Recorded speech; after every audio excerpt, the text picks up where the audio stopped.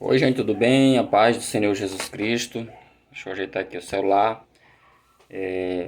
Eu fiz recentemente, algum tempo atrás, alguns vídeos relacionados à escola bíblica dominical. Algumas pequenas dicas, né? A gente fez pensando em ajudar, né? Ajudar algumas pessoas. Eu acredito que se não chegou até aquela pessoa que precisa, acho que um dia, quem sabe, chega. Tá na rede, né? Então, quem aí nos acompanha sabe que a gente procura simplificar as coisas o máximo que a gente pode, porque a gente sabe que há determinadas funções na igreja que elas precisam de um certo treinamento. E ser professor da escola bíblica dominical é um desses. Mas eu vou começar agora uma outra série, tá? Dessa vez não vai ser mais sobre EBD, tá bom? Quem sabe lá para frente grave outras coisas. Eu quero trabalhar sobre pregação, né? A gente não vai dar aqui dar uma aula, ok? Até porque existem bons professores de homilética, bons professores, mas também eu sei que tem um grupo de pessoas que tem uma dificuldade, que não tem talvez a oportunidade de estudar homilética. Então a gente vai estudar a homilética como a gente trabalha dentro dos seminários de teologia, aquilo que a gente aprendeu, aquilo que a gente lê e assim por diante, ok? E eu vou começar, tá? A gente tem aqui, sempre nos vídeos eu vou estar apresentando alguns livros. Eu tenho aqui em mão aqui o Como Preparar Mensagens Bíblicas, do James Braga, da editora Vida Acadêmica. Esse livro aqui é muito bom e a gente vai estar usando ele, principalmente quando a gente for falar sobre a estrutura do sermão, o esqueleto do sermão. A gente vai estar usando ele, até porque eu tenho, assim, na minha pouca experiência, eu tenho observado que essa questão da estrutura do sermão, ela pode variar, tá? Eu posso estar enganado, mas penso eu que a estrutura, ela é importante, mas ela não é tão importante ou mais importante quanto a questão da mensagem que vai ser pregada. E no caso a mensagem ela é bíblica, como vocês sabem, a mensagem deve ser bíblica.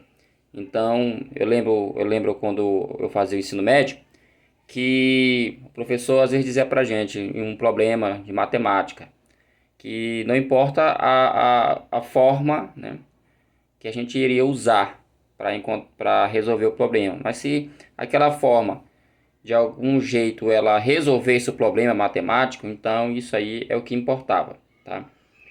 E na pregação também isso pode ser verdade, porque a gente vai saber que a gente vai em outros vídeos, quando for falar sobre a história da pregação, a gente vai ver que a estrutura dos sermãos, elas podem mudar de época, de cultura, de um lugar para outro, então não é igual, mas todos têm uma coisa em comum, todos os pregadores, tanto do passado como os de hoje, e creio também que os pregadores do futuro também terão que ter em mente que a pregação ela deve ser centrada na Bíblia, ok? Então tem esse livro, tá bom? James Braga, Como Preparar Mensagens Bíblicas. Tem esse outro aqui, esse manual, tá bom? A Arte e o Ofício da Pregação Bíblica, tá? Ele é bem volumoso porque ele trata de vários assuntos. Como diz um amigo meu, se você conseguir pelo menos ler esse livro, tá? Eu acredito que você já vai estar bem treinado com relação à pregação. Já vai já alguns conceitos dele. Tem esse aqui do Hernandes de Lopes, só que esse aqui ele é um livro voltado mesmo à pregação expositiva. Todo mundo conhece o Hernandes, ele está aí nas redes, né? E os seus vídeos, suas pregações, sabe que ele é um pregador presbiteriano, é uma coisa que eles têm na veia, é a pregação expositiva. Depois, em outro momento, vamos estar explicando o que é pregação expositiva, temática textual e qual delas é a melhor. Tem esse aqui também que é um curso. Olha, esse livro aqui é muito bom, esse livro, da editora Vida, né? O autor aqui é o Ramesh Richard, tá? Ele é um curso, são vários livros, tá? Esse aqui trata especificamente da pregação, tá? Ou homilética, ok? E aqui é um material que eu recomendo porque aqui tem vários conceitos, vários como se fazer. pequeno manual, ok? Mas claro, também assim como esse aqui do Hernando Dias Lopes, ele se propõe mais a tratar a questão mesmo da pregação expositiva. Tem esse outro aqui, que é do John Brothers, né? O nome do livro aqui, sobre preparação e entrega de sermões, da editora Agnus, tá? Desculpa a gente pelo vídeo estar invertido, mas eu acredito que, pelo menos olhando aqui, eu falando, dá para vocês identificar. Esse aqui também é um material, é um clássico, né, da homilética. Ele é bem antigo, porém muito útil também para quem quer aprender um pouco mais sobre pregação. Tem esse outro aqui também, também da editora Vida, A Arte de Pregar, né? Então, só que esse aqui ele não é como os outros, uma espécie de manual. Ele vai tratar basicamente do ouvinte, tipos de ouvinte, porque uma das coisas que o pregador ele enfrenta também, e a gente vai falar isso depois, em um outro momento, é também o tipo de ouvinte, tá? A gente tem que estar ligado nessa questão, porque cada lugar existe um tipo de ouvinte. Talvez você esteja acostumado a pregar só na tua igreja, e ali tem aquele público já cativo, então eles já estão acostumados e você está acostumado com aquele público. Mas se você sai daquele ambiente e vai para um outro ambiente, então isso muda completamente. Então, mais na frente também vamos falar um pouco sobre essa questão de tipo de ouvinte, tipo de pregadores, tá? Hoje é só uma pequena introdução. Então, assim, para começo de história, eu queria tratar, deixa eu ver aqui, sobre uma questão que eu considero importante, que é uma pergunta básica: o que é pregação? E aqui no livro do nosso John Brothers, sobre a questão do preparo, né, e a entrega dos sermões, ele fala aqui na página 5, né, acho interessante isso, guarda isso no teu coração, que a pregação, ela pode ter pelo menos duas coisas que são muito importantes e que o pregador tem que ter em mente. A primeira, inclusive ele usa aqui duas palavras que estão no Novo Testamento, tá? Para falar de pregação. A primeira delas é a palavra kerisen, que significa proclamar ou anunciar. Essa é uma palavra que você vai encontrar quando você talvez estiver lendo lá no Testamento e se deparar com a palavra pregação. Ela pode estar no grego da seguinte forma: kerisen, que significa o quê? Proclamar ou anunciar. Então, um dos pontos que a gente tem que pegar logo aqui é que quem prega está proclamando alguma coisa, está anunciando alguma coisa. A outra palavra também que se encontra no Novo Testamento é o termo grego evangelizestai. Tá? O que significa evangelizestai? Acho que é assim que se pronuncia, tá? Porque está só no grego, tá? A gente não é um expert, mas enfim, o que significa a palavra? Essa palavra enfatiza a natureza da mensagem proclamada como uma boa nova. Essa palavra aqui, diferentemente da outra, né? Kerisen, que é proclamar, anunciar. Essa aqui, ela já tem um conteúdo. Como ele fala aqui, ela enfatiza a natureza. Qual é a natureza dessa pregação aqui, desse termo aqui? O evangelho, são as boas novas. Então, qual seria então a diferença de uma para outra? Uma pode ser apenas a primeira palavra, ela pode trazer a ideia apenas de proclamar alguma coisa. Aí é claro que a gente tem que ver o contexto em que essa palavra está empregada, né? Ela está sendo usada. Porque, por exemplo, se eu falar assim, pode até parecer engraçado, se eu disser assim: olha a caneta custa R$1, a caneta isso. Então eu posso estar, é um tipo de pregação, não deixa de ser um tipo de pregação. Mas essa pregação aqui que eu estou fazendo, ela não é uma pregação que a natureza dela seja evangelística. É uma pregação cuja natureza dela é de venda, tá? Então tem muita gente que às vezes está no púlpito pregando uma mensagem que a natureza dele não é uma natureza evangelística. Porque toda pregação, ela tem que levar as pessoas a Deus, né? E levar o pecador aos pés de Cristo. Então, tem pregador que infelizmente ele não consegue entender isso. A gente percebe isso, tá? Existem muitos pregadores famosos, a gente sabe disso, mas tem muitos pregadores que não conseguem ver isso. O que é que eles fazem então? Pregam qualquer coisa, menos uma mensagem que seja de natureza evangelística, ou que fala de salvação, das boas novas. Então, esse tipo de pregador que está proclamando, ele pode se encaixar nessa primeira palavra, querissem.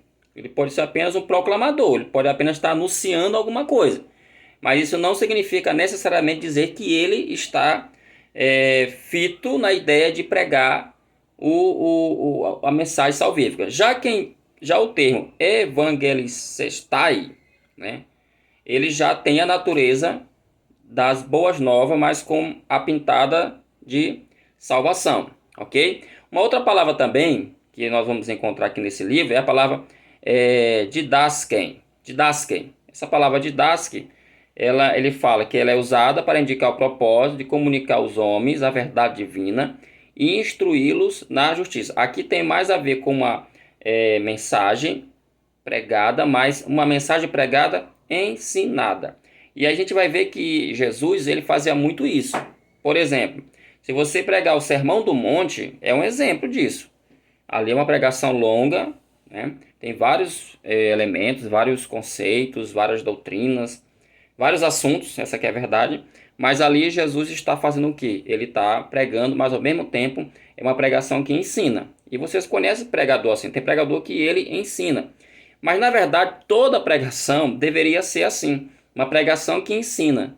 É porque hoje nós temos esses conceitos de pregação A, B, pregação avivalista, pregação isso, aquilo mais. E às vezes essas pregações, que nós mesmos criamos essas ideias, esses conceitos, elas acabam o quê? Fugindo um pouco da natureza, que é a natureza do texto bíblico, ok? Então esse aqui é o conceito, tá? Aqui ele vai dar vários conceitos aqui, mas eu quero pegar só essas palavras para não me alongar muito. Mas pegando aqui o livro aqui, A Arte e o Ofício da Pregação, nós temos aqui um conceito de John Stott, né? John Stott, para quem estuda teologia, que está acostumado a ler, que sabe quem foi John Stott. Ele era um grande pregador também, né? Um pregador inglês. E aqui nesse livro tem alguns conceitos que ele dá sobre pregação, tá? Ele fala o seguinte, sobre a questão da pregação aqui, que para John Stott, que a pregação é expor as escrituras. Olha a diferença, gente. Expor as escrituras é esclarecer o texto inspirado com tal fidelidade e sensibilidade que a voz de Deus seja ouvida e seu povo lhe obedeça. Então aqui é a grande, na verdade, aqui nós temos a grande tarefa e talvez o maior objetivo que qualquer pregador seja ele novo, seja ele velho, não interessa. Mas o objetivo do pregador é esse, tá? E aí ele vai destacar aqui duas coisas, né, sobre essa questão do conceito que ele coloca. A primeira, que ele é um texto que inspirado. Então nós estamos pregando a Bíblia. E uma coisa que os pregadores ortodoxos, aí aqui quem sabe, quem está no meio sabe do que eu estou falando, que os pregadores ortodoxos, eles não aceitam algo diferente que seja contrário à ideia de que a Bíblia ela é inspirada por Deus. Isso aqui é uma defesa da fé cristã, até porque não tem sentido a gente pregar a Bíblia e se a gente não acredita que ela é um livro inspirado, que ela é um livro sagrado, que ela é um livro santo, porque na verdade nós não temos poder nenhum nas nossas palavras para mudar a vida de ninguém. Quem muda é a Bíblia. Então isso aqui é um ponto muito importante que tem que ser colocado. A Bíblia é a palavra de Deus. Se ela é a palavra de Deus, como nós defendemos, então ela vai ter força suficiente para quê? Para mudar isso, né? Mudar o quê? Mudar a vida da pessoa. Quem muda é a palavra, não é nós, tá? Outra questão também que ele destaca aqui é que o texto inspirado é até certo ponto um texto fechado. Ou seja, o que ele quer dizer com isso aqui, o John Stott? Ele quer dizer que esse texto fechado, no caso é a Bíblia, se ele está fechado, logo não cabe mais entrar mais nada. A porta fechou, ninguém entra, tá? Então, o que ele quer dizer aqui? É que tem pessoas que, infelizmente, eles ficam enxertando na Bíblia os seus conceitos, as suas ideias, a sua cultura. Como um professor meu, certa vez disse em sala de aula, nos dando aula sobre a questão de pregação expositiva. Tem pessoas que chegam e vão para a Bíblia com a sua formação, né? Vão para a Bíblia com os seus conceitos, com as suas filosofias, com as suas ideias. E isso não dá certo, tá? Você pode observar que hoje, aí no mercado, e tem gente que defende isso, mas gente, tá errado, não adianta. Que a Bíblia, ela tem várias interpretações, tem muito pregador que faz isso. E assim, não tem nada a ver, a Bíblia não tem várias interpretações. E aqui, eu quero até aqui abrir um parêntese, que é bom que se fale, que qualquer livro de pregação bom, uma das coisas que ele vai trabalhar é você estudar o texto. Primeiro, estuda-se o texto, ou seja, você vai buscar o significado do texto, saber o que é que o texto está falando no seu original. Uma vez estudado, aí sim, você vai para essa segunda etapa, que é a homilética. Ou seja, em outras palavras, você faz hermenêutica, você faz exegese. Ou seja, você faz interpretação. Mas tudo bem, Silvio, eu não sou formado em teologia, eu não sei o que é isso, como é que eu faço? Não tem problema. Já que você não sabe como é que é, mas eu sempre dou o conselho. Então, pelo menos procure comprar bons comentários. Tem um comentário bíblico bom, que tem comentários bons, que pode estar te ajudando. E peça auxílio de alguém também que saiba para estar te orientando também, tá? Porque às vezes não quer dizer porque eu estou com um comentário bíblico que eu estou com a verdade. Lembre-se sempre, quem comentou foi homens que têm também os seus defeitos, que têm as suas falhas e que também têm os seus as suas ideologias, os seus ideais. Então a gente tem que tomar muito cuidado com isso.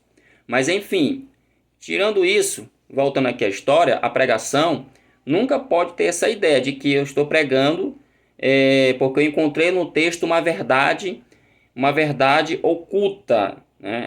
A gente vai ver em outros sermões, aliás, em outros vídeos, que não tem problema nenhum você, por exemplo, às vezes fazer uma alegoria, mas tem que saber fazer.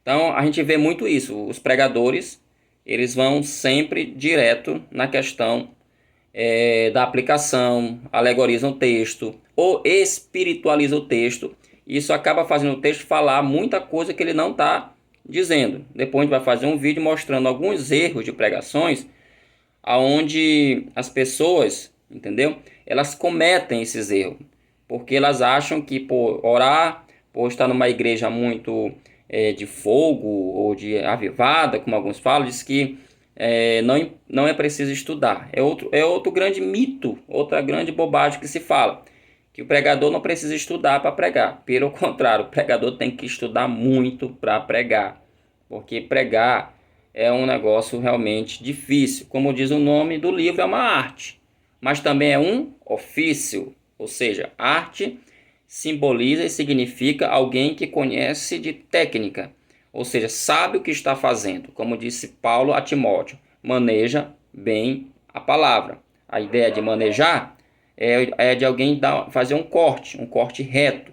Ou seja, esse corte ele não pode ele não pode ficar torto, ele tem que ser um corte certeiro, um corte reto. Então, manejar a palavra, ela requer da pessoa que está fazendo isso uma qualidade técnica, que ele saiba o que ele está fazendo, tá? Até mesmo para que ele não venha colocar na pregação que ele vai dar para a igreja ou quando ele é convidado, elementos na Bíblia cujo não fazem parte do texto sagrado. Ok, gente? Então eu vou ficando por aqui. Eu só queria dar uma abordagem.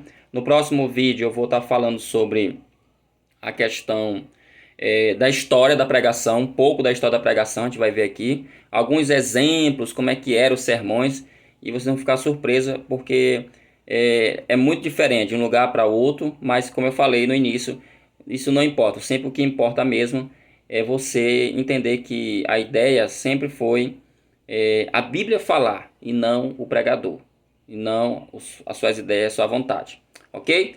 Então fique com Deus e até a próxima, assim se Deus quiser. Tá? Um abraço.